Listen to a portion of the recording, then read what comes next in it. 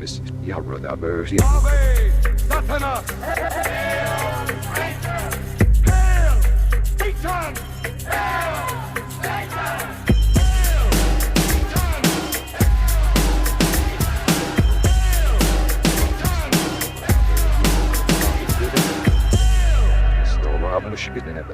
Greetings, heathens. Welcome to Hail Satan. This is the podcast exploring Satanism, culture, and life in general through the eyes of modern Satanists. My name is Joseph Rose. I'm a member of an amazing independent congregation called Satanic Delco, and we welcome members from anywhere in the world.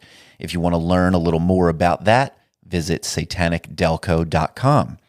And speaking of Satanic Delco, I do have some news to share. If you remember back a while, I did an episode called Satanic in Nature, Satan versus the School Board. And it was about how Satanic Delco pressured a local school district to change their discriminatory dress code that prohibited anything that was, quote, satanic in nature. That story and the video news report got spread around quite a bit. And at the end of that news report, they mentioned that our next target was the Garnet Valley School District. They also had a dress code that prohibited things that are satanic. So I was communicating with the superintendent of that school, with their lawyer, and I was also in contact with the Freedom from Religion Foundation.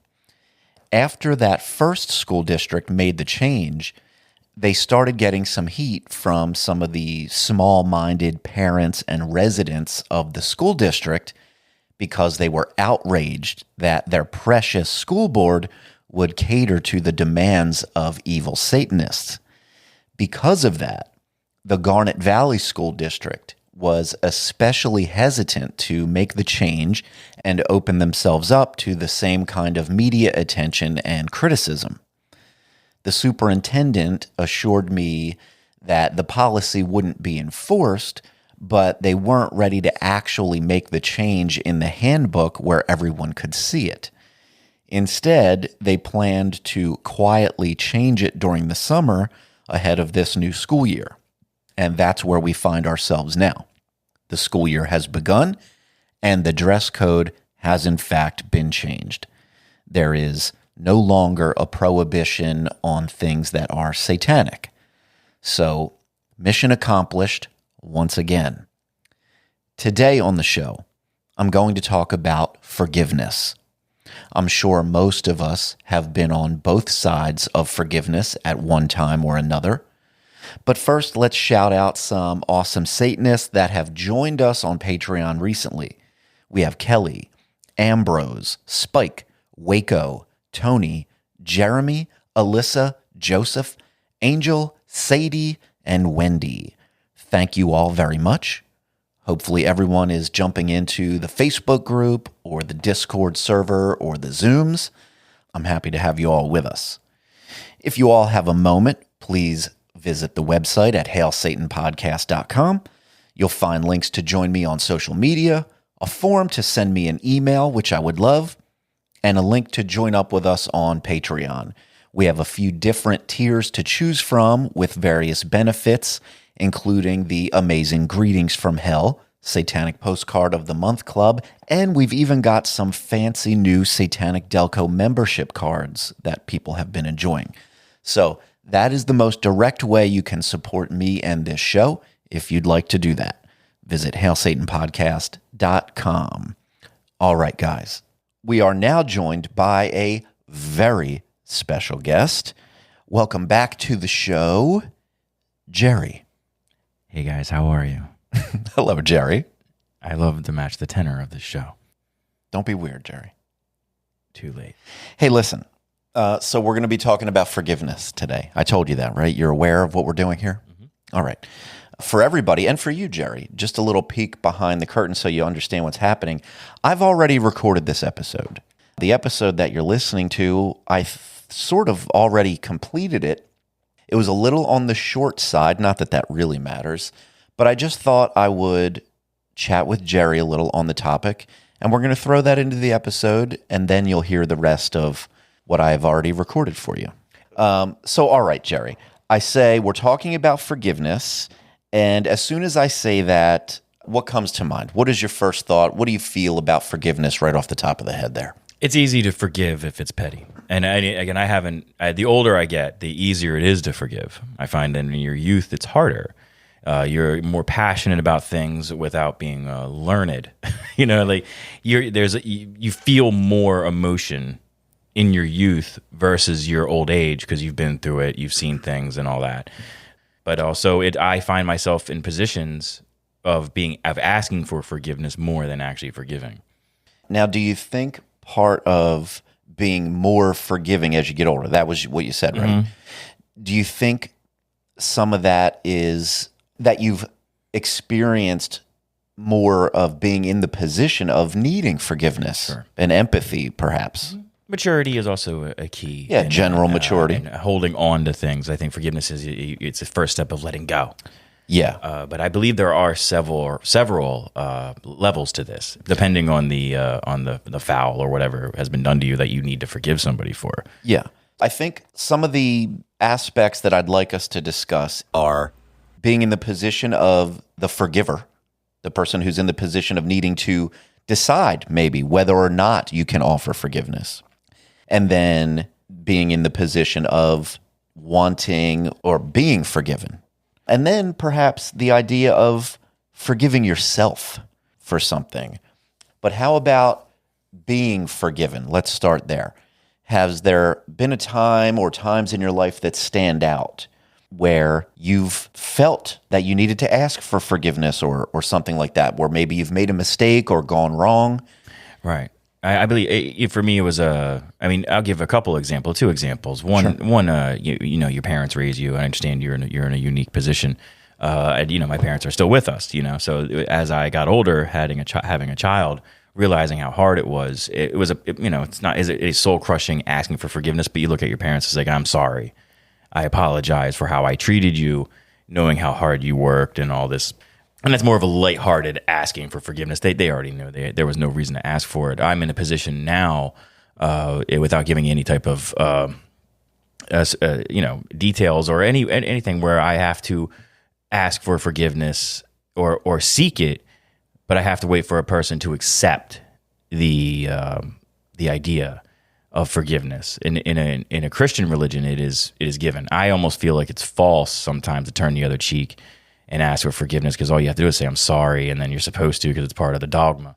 Right. You have, just for anybody who's maybe not familiar with your story, you grew up in somewhat of a religious environment. Yeah, we're a Baptist household. Yeah. We went to church every Sunday. So, and Baptists are different in that with Jewish people or Catholics, they have to go somewhere. They have to atone for their sins. Right. Us Baptists, all we have to do is say, hey, man, I'm sorry. And then God forgives you, and that's the thing. You don't have to go anywhere for that. Would you say that in that environment, is forgiveness almost, would you say it's mandatory? It's mandatory and empty. Yeah. You're supposed to. And some people really believe it. Like, you'll see women and men of God go into like prisons and forgive the murderer of their children. You've seen this. Yes. You've seen this several times. And there is a nobility in that. Yeah. It takes a long time, and it's like getting over a breakup. In order to forgive a person with who did that type of thing to you, I applaud it. You can't have that weighing. You can't have anger, hate weighing on you. It will kill you eventually, and that's where. Yeah, it is stressful. It is very stressful. It is also one of the positives of forgiveness, is that you can shed whatever's holding you back. Because if you hold on to hate and all that stuff, it's going to burn you alive. Yeah. And in a position of asking for forgiveness and not getting it, it can be frustrating.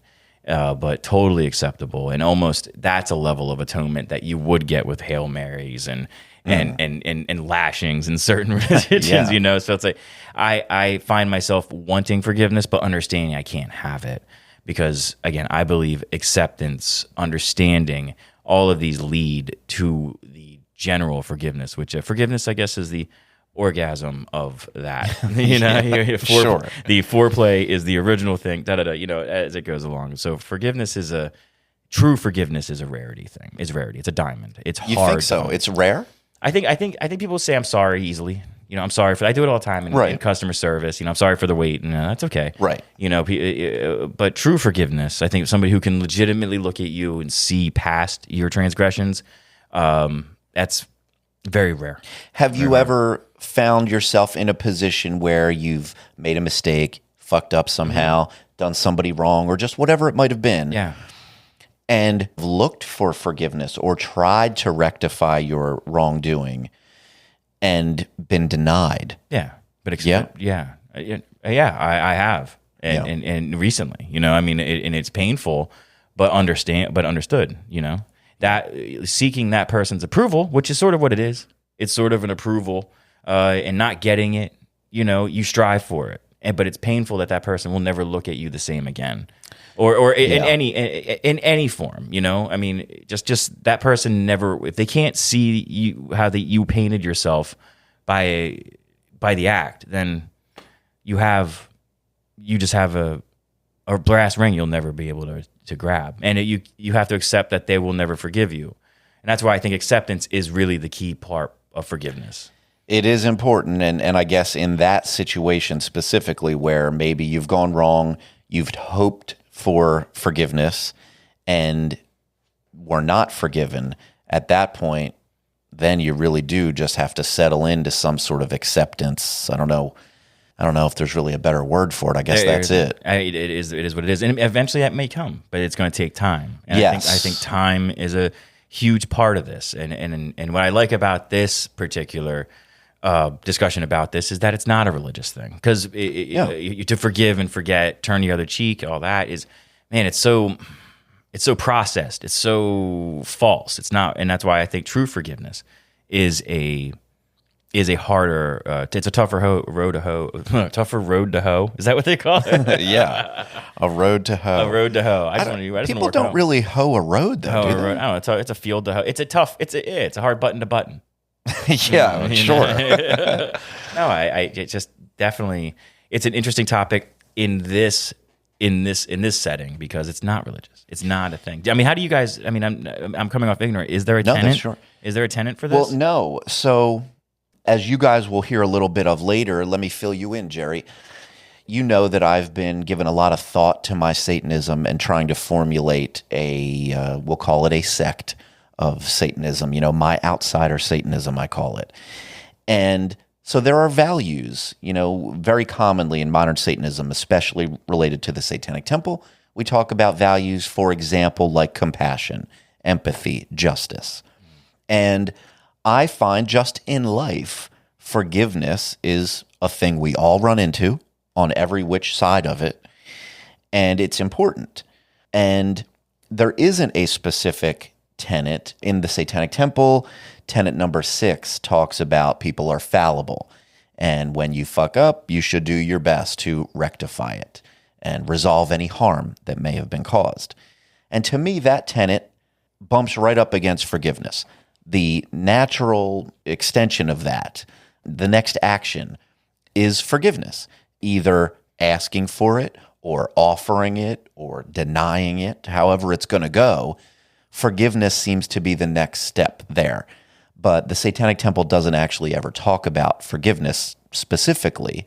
And then on the Church of Satan side, they're not really known for being very pro-forgiveness, And because, like you mentioned, forgiveness is almost a mandatory thing within a lot of Christianity, the Church of Satan's vibe almost tends to lean away from it just because of that. They take on a much edgier vibe about it. Eye for an eye type deal. Yes. Yeah. In fact, a bit of that for sure. The current Church of Satan guy, the high priest over there, Peter Gilmore, sort of refers to that kind of specifically. He's into that vibe, the eye for an eye.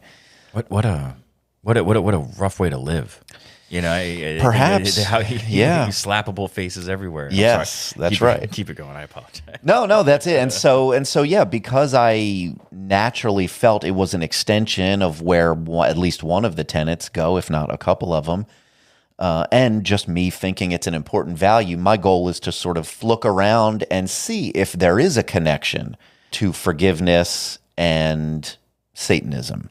and find out what that connection is. And I've given it some thought, and I'll get into it a little later. I find the connection and I think anyone who can forgive implicitly is there's a level of enlightenment. And and when you in a spiritual sense, that's what you're looking for anyway. Yeah, and part of it is, I don't want to say selfish, but an act that benefits you, the forgiver. Mm-hmm. Like you said, if you hold on to it, you're doing yourself a disservice. You're going to be angry, resentful, stressful, whatever. And if it's genuine, if you just say, I forgive you, well, that doesn't mean anything. The words don't mean anything. It's the feeling. It's the feeling. And again, you're just saying that to make someone happy at that point. Like, I'm sorry. I know, I forgive you. But when you feel it and you give it to somebody else, when you communicate that to them, you're setting them free, perhaps, but you're setting yourself free. You're letting all of that go. If it's genuine, of course. Right. It requires that it's genuine. But if it is, it helps both parties, I would say. So legitimately a beautiful thing. It's almost lovemaking. Like legitimately. I mean, you're feeling very amorous. There's a passion that comes from forgiveness. Yeah. You don't have to volunteer it. Somebody says sorry, you can say fuck off, Right. Then you find yourself wanting to forgive somebody when you really want to do it. Like, I realized what was going on. I was holding on. I would say even our relationship, we started off not in a rocky way. Like, we had not in a rocky way. It's nothing terrible. I find that I need to forgive you regularly. Nah, well, it's petty. What you say, you don't have a real job, so I do, and so you try to forgive me all the time for being a normal human being. Yeah, well, I forgive you for these words, Jerry. Thank you, because I love you. We had a run-in as youth, and and there's no reason, and I'm not going to go into what it was, but it involved a third party. I love that word, third party, by the way. Third party is so, it just hangs over. What's that mean? But it's a third party that had given themselves to me, and then shortly thereafter given themselves to another person, namely the person sitting on my left. Essentially, you and I are, in a sense, related. And related, at this point. Yeah. We've all hoed the same road. Okay, Jerry. but I would come up and oh, Joseph Rose is going to be here. Nah, I'm not into it. I'd leave. Yeah. And like, he would likely do the same for me. But later, forgiveness came through it. Also, that came through getting to know each other. Yeah, and it comes with time. It comes with time. Sometimes, I think we mentioned earlier, sometimes it is just a matter of time. It is time. Sometimes something is fresh and you're not ready yet, and that's all right. Everybody, there's no rules to any of this. There's a million different reasons why someone might want your forgiveness. There's a million reasons why you might want theirs, or every which way. I mean, who knows? Sometime, if you accidentally stepped on my new sneakers, I might not hold that grudge for very long. Whereas if you, did murder one of my family members, if forgiveness is going to come, it might take some time. I don't think you'd ever forgive me if I touched one of those dogs. That'd be rough if you touched one of my dogs in a bad way. That would be rough. But all right, so we started out discussing you being forgiven? Yeah. That was it, right? Yeah. How about any times where maybe you've been in the position to need to offer forgiveness and were willing to do so, or maybe were not willing to do so? Yeah, I mean, you don't remember those as much. Yeah. You remember wronging other people. That's how I mean. That weighs more heavily on your conscience. It really does. I don't think I've ever been asked or care to forgive. I mean, I think they already know. I think for me personally, I don't really say it. I show it through action, like, hey, is everything all right? And it's like I'm sorry. They'll come out. It'll come out eventually. Yeah, years will go by, and then I find I'm pretty easy to forgive. I don't You're pretty forgiving. You would say? I can't hold on to it. I'll remember it. That's the problem, though. Is that forgiveness? If I remember that forgiveness does not at all require that you forget about what happened or make it okay that it happened. It's not about that. You can remember that forever. And there's also the possibility you have whatever type of relationship with a person, they've done a thing, maybe wronged you, whatever it could be, and you can forgive them and not have a relationship with them moving forward. Sure. That's possible. And that has happened. Yeah. If I've had relationships go south with different people, it's always multiple partners. And again, we'll have a whole show about that. But yeah, I mean, there's a thing. I mean, I don't keep my contact. Hey, I'm sorry I did that to you. It's like, 15 years later, and you're like, I forgot about it. But yeah, you're all right, And Yeah. I don't hold on to that type of stuff. I mean, sometimes it doesn't. You're saying it doesn't really occur to you to even have to make a gesture out of forgiving. I don't think I have to, because if for more of an urban term or street term, if I fucks with you, well, then that's sort of forgiveness. You're right. Right. I mean, like, to me, I'll never forget. And again, that's an issue I do have. I remember everything, but I don't hold it against them unless it's an appropriate circumstance. Mostly done in humor. To my wife made me take down a huge bush that I loved. I loved this bush. It was in front of my house, and it really, really brought the houses together. And then our other neighbor was like, "Hey, man, I don't like this bush, so I'm underneath these two Italian people and me, and I'm the hammer. I'm the one. I'm one of the Romans nailing Christ to the cross. I'm tearing apart the fucking bush." Yeah. And I remember this. But you wanted that bush. I wanted the bush. Yeah. I needed the bush, and I had to be the executioner because they didn't know how to use a sawzall. Neither here nor there. It does come up. Yeah. Like, I forgive you. I'm sorry that you don't have to ask for forgiveness, but I will remember. Yeah. Let's never fuck with any of my landscaping again. Oh no, you cannot have this fucking vegetable Mussolini come up to your house. She hates vegetation. Yeah. I don't know. Your neighbors love it. That you can cut that part out. They love gardening apparently. But I really don't see the need to forgive because I forgive. You feel like if you bother to continue on a relationship with someone, that the forgiveness is implied. there and sort of unspoken. It's implied. Right. And it comes up. Right. Mostly, I guess if something happens and you can't forgive someone, is that the end of the relationship? That's the end of the relationship. Yeah. That's it. We're done. Yeah. Like any job I ever go to, I cut everyone off. Not that they did anything wrong to me. I don't mean to cut them off. It just sort of happens. You grow apart, Yeah. But I'll remember that. Yeah. I don't know. There's not forgiving somebody almost will lead to another portion of it, which would be ill will, which would almost be revenge or justice. I mean, I think of we course, talked that's about a part that. of it. It's Yeah. all part. Like, I'm going to get even. When I've discussed this idea, I've talked about it a bunch of times over the last couple of years within Satanic Delco. And some of it, it's related sometimes to the tenets of the Satanic Temple.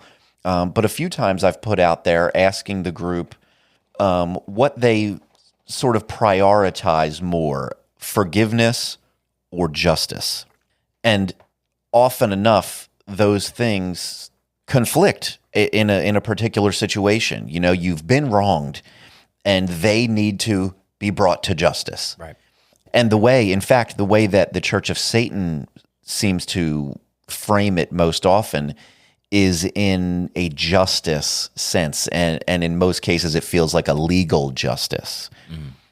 They don't believe that the general belief over there is that forgiveness is almost this uncalled for plague that is harming justice. Justice isn't being done because of this desire for all this forgiveness bullshit.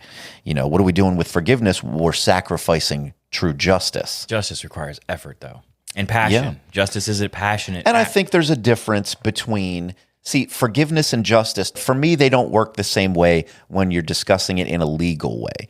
Because forgiveness isn't really a factor in the legal system. Acquittal. Right. And that would be the Not only, guilty, that's the case where it applies. But that's not the first thing that ever comes to mind. I always think of it in more of like a personal way, personal relationships rather than the actual justice system. You're going to be dealing with that more than you would be any type of legalese, So I personally, with people, I think it requires too much effort to seek justice and revenge. Like, if I wanted to do that usually it goes hand in hand with love. I mean, so we talk about forgiveness. Forgiveness is a loving act, but there's all this stuff in between that requires a level of passion, justice, revenge, acceptance. Well, forgiveness. surely you've probably felt some level of that, right? Like maybe you've been wronged somehow. I have. And thoughts of revenge can enter your mind. I've let about more or less people. Yeah, I have let people fry. Like, just that's my version of it. Like, people who make bad decisions or hurt people are flippant about or don't care generally get theirs in the end anyway. Yeah. I believe there is a karmic entity out there. Something is working in my favor. Yeah. I don't think you've ever said that to me before, Jerry. I told you how it is. It's a point we're all alien. We're all being played with by aliens. Oh yeah, that's right. But no, I believe there's a level of justice. Like things will eventually work out. Like as bad as things may seem now. Some sort of a cosmic balance. Mm-hmm. Yeah. And if you just maintain a positive attitude, now I'm not a positive person on those things. No. I'm negative, but I feel like everything's going to be okay. As long as you're honest about it. Yeah. And I think forgiveness is a huge part of that, or the act of being forgiven. Like it would be nice to have that weight off my shoulders one way or the other, like forgiveness or forgiven, So really it's just lessening the weight carrying on. And I think every part of these forgiveness is love, hate, revenge, justice. It's all part of it. And if you can just let it go, you'll be a healthier person. Yeah, definitely. I think that's right. But of course there are reasonable instances touch my kid, where touch my kid, I'll fucking saw your head off. That's right. Yeah. At that moment, you will prioritize justice for sure. Yeah, street justice. It will feel so good as the red Groovy flies all over the place. I will saw someone in half. Yeah, yeah. I understand it. And how about the idea of being able to or needing to forgive yourself? How does that come into play? That's a tough one. Are there things where you found yourself sort of beating yourself up over a long period of time? I forever cringe. I think, if one of the neat things about growing up when we grew up in the VHS camera world, right? And this is an example of what I'm going to make. I'll explain why I'm talking about that. Sure. I remember being a kid. Remember, I had Mad Balls. Remember Mad Balls? Mm-hmm. Mad Balls were monster balls. It was a great. A real good racket. Yeah, for all the youngsters out there, these were baseballs and footballs that were like a monster. They were monster balls. Yeah, whatever. I remember being a kid watching my 9th birthday party. It was a year after the fact. I remember ripping all of these. My other kids would play with the ball. I'd be like, I would see myself be selfish, Oh, yeah. And I would cringe at it. I looked at it, and it was a learning portion. Yeah. It was a learning part of my life where I was like, I won't be that person. I will share. You saw it, and you didn't like what you saw. I didn't like me doing what I was doing. So, I rectified it. Forgiving yourself is bettering yourself, but you don't exactly have to go through the action of saying, I forgive me. Yeah, it's more when it's yourself. Of course, it can be more of an internal dialogue, or you can talk to yourself. Whatever. I do. And what sucks about it, sometimes there's a trail of human wreckage is the only way. Yeah. Some of the ways that you learn. You hurt somebody. You did this. Like you find serial philanderers will go through this type of thing where they don't know love and they finally find it. Or actually, legitimately, the 12-step program makes you go and do all that. Right. That's where it's sort of empty. You're like, I'm sorry. That's asking for forgiveness because you might have legitimately fucked somebody up. Yeah. Hey, sometimes, just to give another possibility here, go to the casino. You're feeling it one night, Jerry. Yeah. You got a few $100 or something in your pocket, and man, you fucked it up. You lost that money. Mm-hmm. And maybe you needed that money, or you wanted that money, or it could have been used for something much more productive in your household or something. And now you just feel bad about it. You haven't hurt anyone else necessarily. You've done it to yourself, and you're going to carry on feeling bad about it for any length of time. Right. And perhaps, any situation like that. And that could be, look, you lost $100, not the end of the world, maybe. But look, people do that same thing and they lose a lot of money. Well, yeah, they there's no limits. That's an addiction. Yeah, you can put a real hurting on your own life. Everyone around you will suffer. And in that case, maybe some time goes by, you learn your lesson. All right, I'm not going to do that anymore. That's not for me. But still, you got this big hole in your bank account, Well, it's growing. That's growth. Yeah. I mean, forgiving yourself is growth. Yeah. Bettering yourself is growth. I wouldn't say, unless you're clinically depressed, and there are some people who need to forgive themselves for some of the smallest things. And, like I said, human wreckage. That's the only real reason I would say, like, I would feel one way or the other. I've wronged somebody I didn't know, and everything fell apart for that person. I'm sorry. But that person will never forgive me because they don't know me. Yeah. And so I have to forgive myself because it's the only way I'm going to get it. I believe there's a trail of people that you don't mean to hurt, but you hurt them. And you just really, you didn't think about it. You didn't think about what you were doing. This goes for everybody. You weren't thinking about the cause or the effect. And then finding that other people behind you who had nothing, who were just living their lives, they were hurt greatly by you. Yeah. Do you feel like there are situations when, after some time you had to and did forgive yourself? I mean, you mentioned like the stuff about being a little kid. Yeah. But anything that applies to an adult, Jerry? Yeah. I used to feel real bad about my job. Like I didn't like convincing people to do things. If you said no, then you said no. But sales. I didn't like, you didn't want it. But if I had to sit there and do all these mental gymnastics with you and like, oh, okay, that makes sense. And sometimes it does. But like I felt I was being deceptive. Manipulative, and I'm not. I'm just stating my case. And then eventually they gave in or whatever, but like I carried a tremendous amount of guilt for that. But then I realized that, I'm not making anyone do anything they didn't want to do. And I forgave I forgave myself for that. Like, you know what? They sat there the whole time while I did that. They could have walked away. And they are consenting adults. Yeah. I mean, they walked themselves onto the car lot with the intention, or at least possibility that they would want to buy a car. I didn't have Silvio from The Sopranos drag them in and sit in the fucking chair, bitch. And yes. So like no, they sat there on their own. And once they do that, they're agreeing to the interaction, and at that point, it's a negotiation. But yeah, you've dealt with me for years. I mean, so like I didn't like what I was doing, and now I'm better at it now, and I feel better about what I did. So that's a small bit of forgiveness. But yeah, I think that's small though. Like I said, I believe, and I'm rambling, but like anything small can affect you mentally. Real forgiveness, just real, true, look in the eyes and give that gift to somebody. Yeah.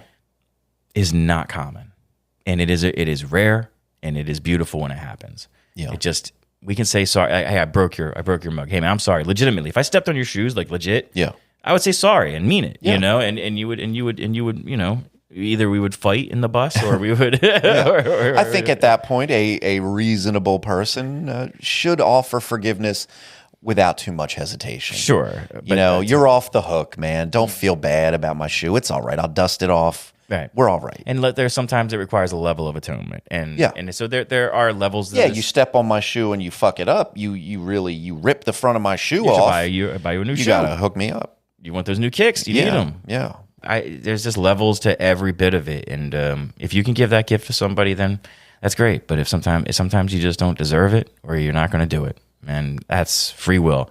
And isn't this point of this whole thing is to hail thyself and and really just be who you're going to be. Just don't be a piece of shit. Which all those 7 tenets really can just be the one.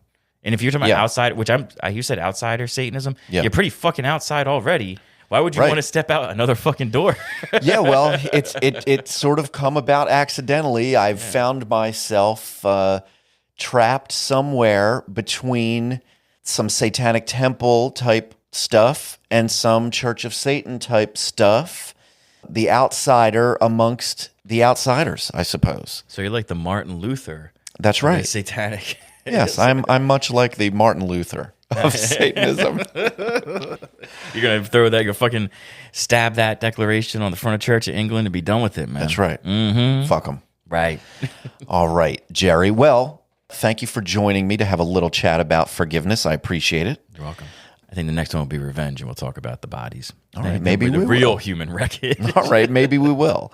Whenever you mention human wreckage, I love saying it. It's one of my immediately, favorite. My thoughts go to the song from the band Sponge, the song "Plowed." Yeah, in a world of human wreckage, great song. We've listened to that before. That's a great fucking song. Guys, go listen to "Plowed" by the band Sponge. Well, thank you, Jerry. I appreciate it. Thank you. All right, guys, on with the episode. Let's talk about forgiveness. The Mayo Clinic, of all places, says it involves a decision to let go of resentment and thoughts of revenge. The act that hurt or offended you might always be with you, but forgiveness can lessen its grip on you and help free you from the control of the person who harmed you. Listen to this part. Forgiveness can even lead to feelings of understanding, empathy, and compassion for the one who hurt you. Forgiveness doesn't mean forgetting or excusing the harm done to you or making up with the person who caused the harm. Forgiveness brings a kind of peace that helps you go on with life. And in case anyone is unfamiliar with the Mayo Clinic, it is the #1 ranked hospital in the nation by U.S. News and World Report and Newsweek. They have a 73,000 person workforce, and they care for more than 1.4 million people each year with serious or complex illnesses from all 50 U.S. states and 140 countries. As I continue to develop my thoughts about outsider Satanism, the Church of Satan and the Satanic Temple are obviously going to be the primary points of comparison. I think most people can agree that those are the two most prominent examples of modern Satanism out there right now. So let's start there. What does the Church of Satan say about forgiveness? The current Church of Satan high priest, Peter Gilmore, wrote in an essay titled Satanism, the Feared Religion, "We call for the reestablishment of lex talionis throughout human society. The Judeo-Christian tradition, which exists secularly under the guise of liberal humanism, has exalted the criminal over the victim, taking responsibility away from the wrongdoer with their doctrine of forgiveness. Such thinking is a disgrace toward the ideal of justice. This must stop. Individuals must be held accountable for the consequences of their actions and not be allowed to scapegoat society, history, or other supposed outside influences." And in case you're wondering, lex talionis is a principle developed in early Babylonian law and is present in both biblical and early Roman law, that criminals should receive as punishment precisely those injuries and damages they had inflicted upon their victims. Many early societies applied this eye for an eye type principle quite literally. Additionally, Magistra Blanche Barton from the Church of Satan writes in an essay called LaVey's 5-Point Plan Revisited. She writes, "The third point, return to the law of the jungle, involves securing true justice within the justice system. There has evolved an attitude of Christian forgiveness reflected in light sentences for even the most heinous crimes. Satanic imperatives demand justice, blind and unyielding." And then, of course, we have Anton LaVey himself. In the Satanic Bible, Anton writes, "When a Satanist commits a wrong, he realizes that it is natural to make a mistake, and if he is truly sorry about what he has done, he will learn from it and take care not to do the same thing again. If he is not honestly sorry about what he's done and knows he will do the same thing over and over, he has no business confessing and asking forgiveness in the first place." Now, call me crazy, guys, but that one sounds pretty reasonable. I like it. He talks more about when not to ask for forgiveness rather than when forgiveness is appropriate, but still, he isn't wrong. So that's what the Church of Satan says about forgiveness. What about the Satanic Temple? Well, the Satanic Temple doesn't actually talk about forgiveness at all. As I've been spending more time thinking critically about the 7 tenets, I feel like the absence of forgiveness in TST's canon is a bit of an oversight. Tenet number 6 stands out to me as the most obvious place for a connection to forgiveness. Tenet 6 says people are fallible. If one makes a mistake, one should do one's best to rectify it and resolve any harm that might have been caused. The natural progression of that leads to a place where forgiveness is offered or requested and is then granted or denied. That 6th tenet mentions making a mistake. For a moment, let's focus on that, the word mistake. The way I see it, there are 2 primary ways that one can make a mistake. What separates these 2 types of mistake more than anything else is intent. The first way is probably the most obvious or common. It's when you actively try to do one thing and you accidentally fuck it up or get it wrong somehow. For example, you get in your parked car. You intend to back out of the parking spot, but you mistakenly put the car in drive instead of reverse. You press the accelerator, and the car lurches forward and runs down the innocent person walking in front of your car, leaving them with significant injuries. Your fallibility has just caused someone else some real-world harm. Should they forgive you? Do you deserve to be forgiven? We'll get to that. The second type of mistake is, like I said, differentiated by intent. Here's an example. Let me weave a tale here. You've lost your job, and you've been having a hard time finding a new one. You're stressed out about it, and you happen to be visiting a friend. While your friend is upstairs using the bathroom, let's say, you happen to notice a $50 bill sitting on the table. You know your friend has a job and seems fairly comfortable. In an act of impulsive desperation, you take that $50. You put it right in your pocket. It didn't accidentally fall into your pocket. It was your intent to steal it. But there's more.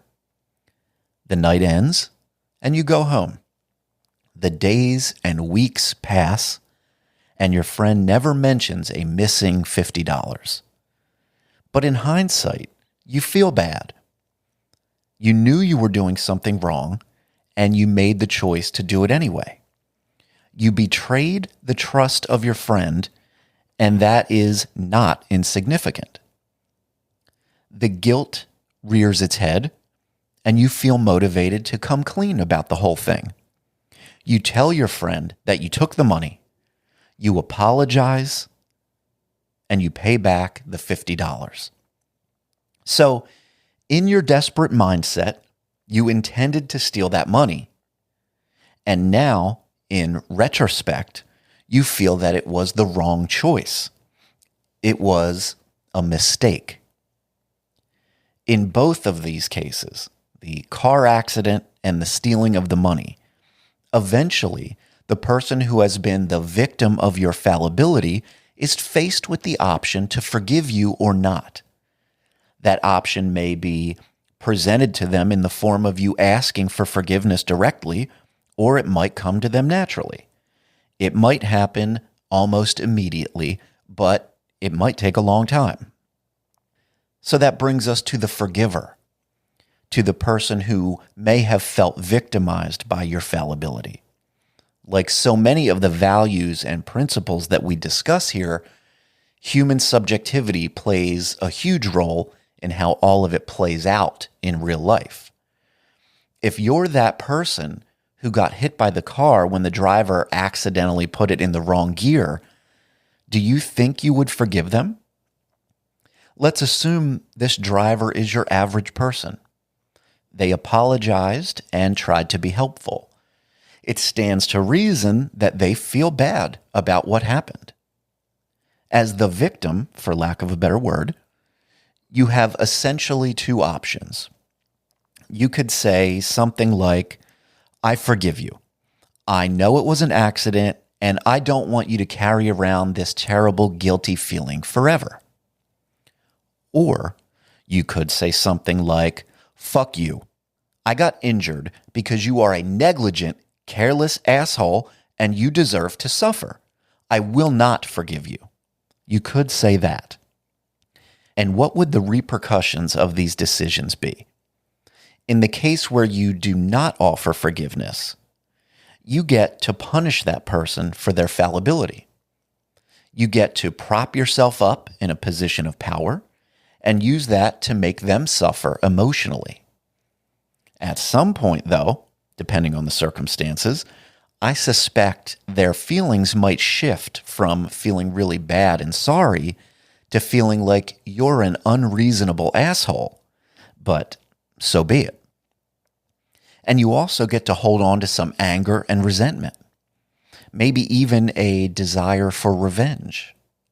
Basically, a bunch of stuff that will eat away at you and do more harm than good to your own mental health.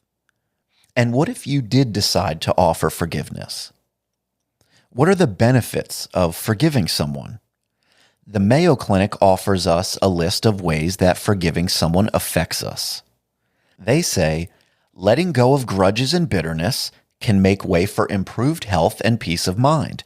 Forgiveness can lead to healthier relationships, improved mental health, less anxiety, stress, and hostility, lower blood pressure, fewer symptoms of depression, a stronger immune system, improved heart health, and improved self-esteem.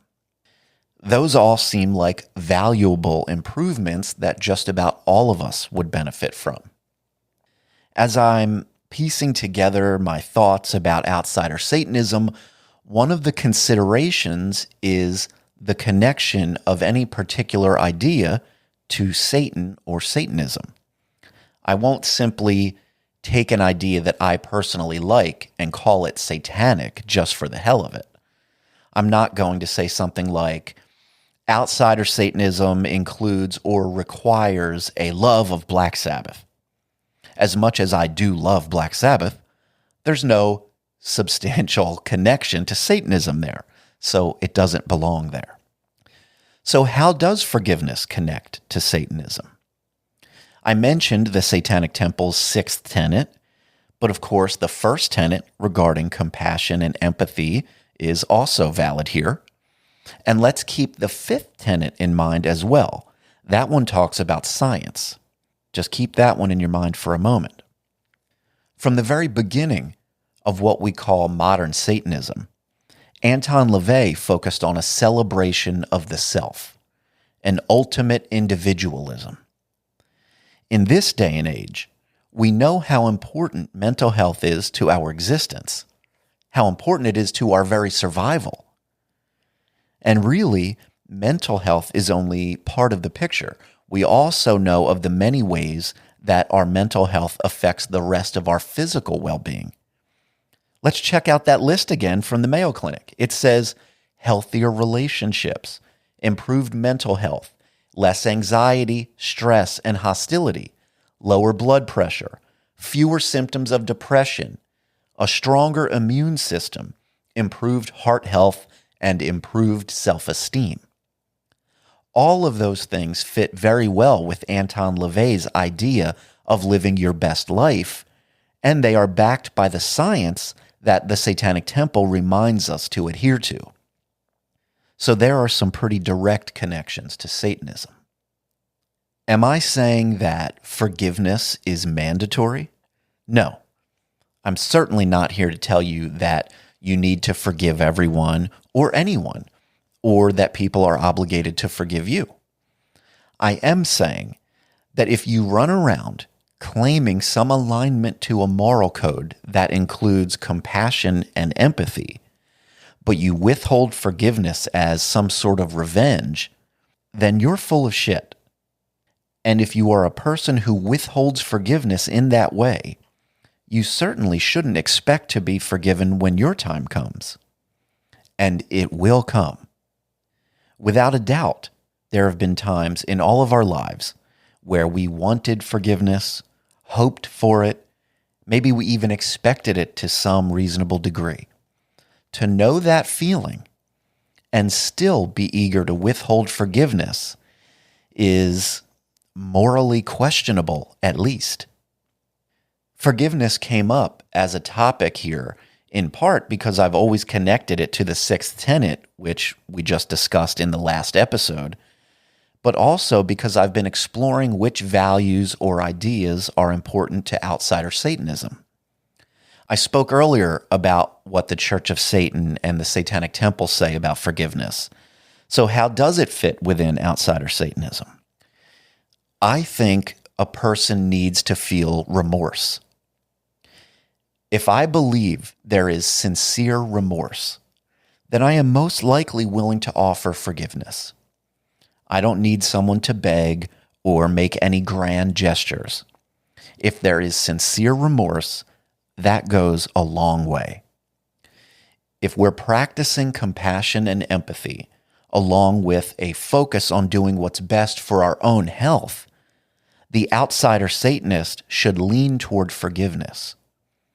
There is no rule or tenet that says you must forgive, or that forgiveness is always the goal. Sometimes in life that won't be the case. But forgiveness should be the default whenever possible. The less guilt, shame, anger, and resentment that we all carry around, the better we are as individuals and as a society. That's all I've got for you today. Thank you for listening. Please take a moment to visit the website at hailsatanpodcast.com. I'd like for you to stay safe out there, and hail Satan.